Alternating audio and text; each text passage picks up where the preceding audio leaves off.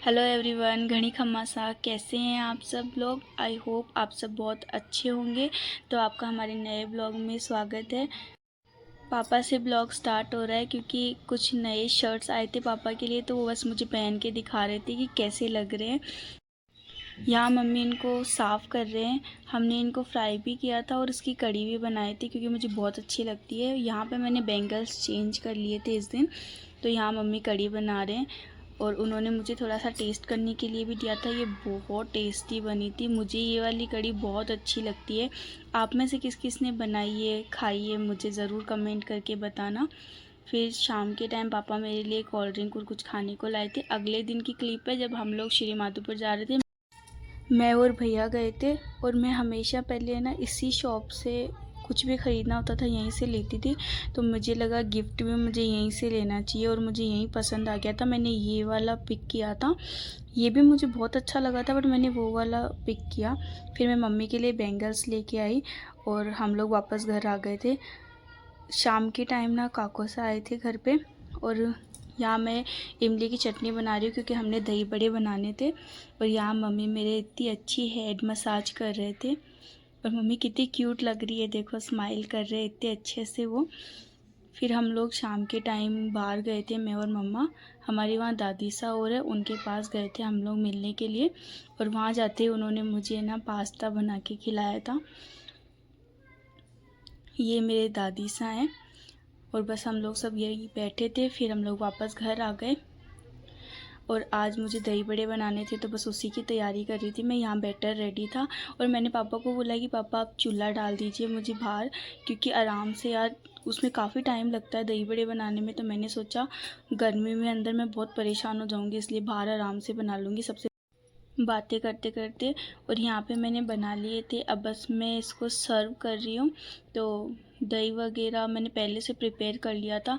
Green वाली चटनी और red वाली चटनी दोनों बनाई थी मैंने। तो बस अभी मैं यहाँ सर्व कर रही हूँ और फर्स्ट वाला जो मैं सर्व कर रही हूँ वो मैं अपने दादू सा के लिए कर रही हूँ। सबसे पहले उन्हीं को टेस्ट करवाएंगे, उसके बाद हम सब लोग खाएंगे। तो बस यहाँ से मैं अच्छे से एक प्लेट उनके लिए बना के दे रही हूँ ताकि पहले उनके भोग लगा सके हम, फिर बाद में हम लोग खाएंगे। तो बस यहाँ पे मैंने रेडी कर दिया है और ये देखने में कितना टेम्पटिंग लग रहा है ना। मुझे दही बड़े बहुत अच्छे लगते हैं, स्पेशली गर्मियों में तो मिल जाए ना तो बहुत मज़ा आ जाता है।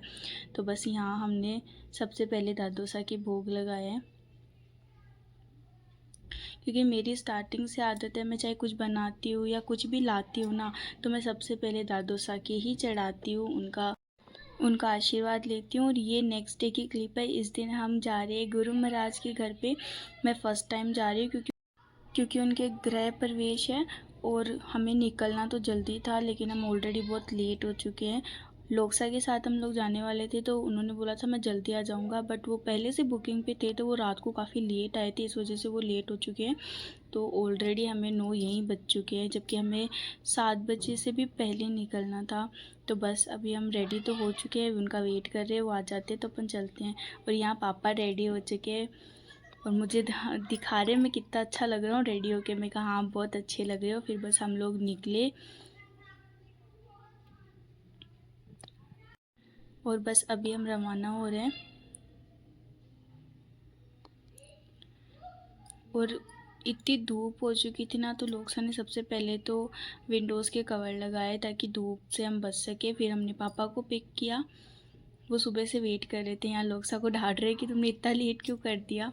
फिर बस हम लोगों ने पेट्रोल फिल करवाया और हम लोग पहले से इतना लेट थे, प्लस हम गलत रास्ते पे भी चले गए थे। लोग हमें इधर से उधर घुमा रहे थे। हमारा ऑलमोस्ट 1 घंटा वहाँ ख़राब हो गया।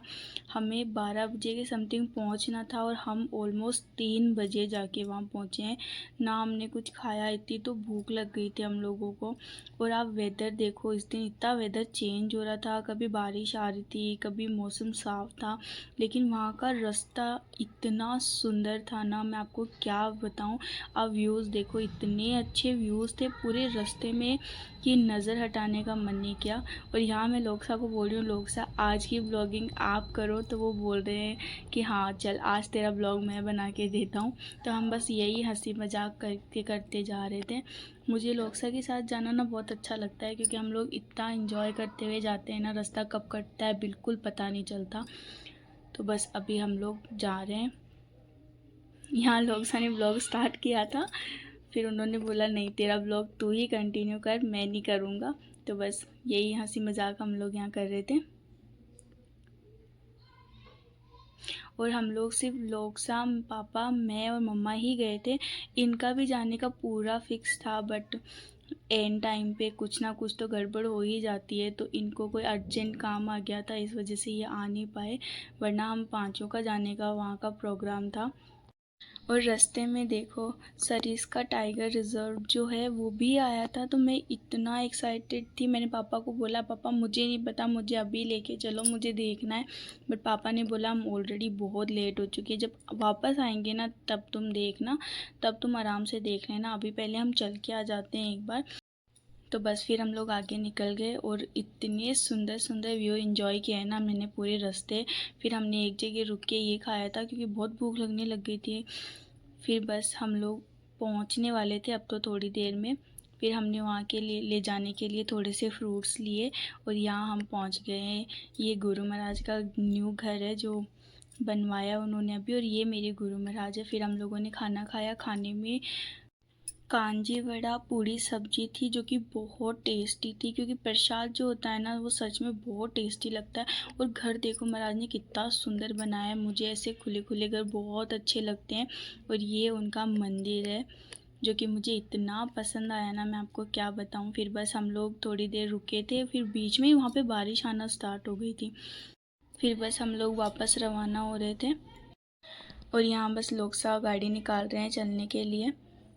और घर देखो उन्होंने कितनी अच्छी लोकेशन पे बनाया है यार, इतना खुला खुला वहाँ आसपास में, और इतना सुंदर घर है ना, मैं आपको एक्सप्लेन नहीं कर सकती। फिर बस हम लोग वापस आ रहे थे और मैं वेट कर रही थी कि अब वापस जा रहे हैं तो मैं वहाँ जाके घूमूंगी जो भी मैंने देखा था। और है ना लोकसा ने मुझे बताया था कि यहाँ पे जो करण अर्जुन मूवी थी वो जो हवेली थी वो भी यहीं पे लोकेटेड है। तो मैं इतना एक्साइटेड थी कि बना भैया अपन वहाँ चलेंगे, रील्स बनाएंगे, क्योंकि वहाँ अलाउ था, वो बोले थे। मैं जाके आया था एक बार पहले भी, तो मैं बहुत एक्साइटेड थी क्योंकि पापा भी बोले थे तुम लोग आते टाइम सब देख लेना। तो बस, और फिर जब हम लोग आ रहे थे ना तब बारिश होना स्टार्ट हो गई थी, तो मतलब मौसम इतना अच्छा हो गया था। फिर हमने एक जगह रुक के चाय पी। और यहाँ का भी लोकेशन देखो आप, कितना प्यारा लोकेशन है यहाँ पे भी। फिर बस हम लोग चाय पी के वापस यहाँ से रवाना हो गए थे। और इस टाइम ना बारिश, मतलब मैं जैसे ये वाला शूट करके मैंने कैमरा ऑफ किया ना, जितने में बारिश आ गई। मतलब वेदर का कुछ पता ही नहीं चल रहा था इस दिन। और ये देखो कितना सुंदर लग रहा है ना सन। और यहाँ हम आए, ये वो हवेली है जहाँ पे करण अर्जुन मूवी की शूटिंग हुई थी। लेकिन अभी इन्होंने बताया कि ये अभी के लिए बंद कर दी गई है, अभी किसी को भी एंट्री यहाँ पे अलाउड नहीं है। पहले अलाउड थी जो सब देख सकते थे, बट अभी इन लोगों ने बंद कर दिए। इन्होंने बताया था कि ये दिल्ली के किसी की पर्सनल प्रॉपर्टी है, और जो गार्ड यहाँ पे काम करते थे उनको मूवी में भी उन लोगों ने ले लिया था उस टाइम पे।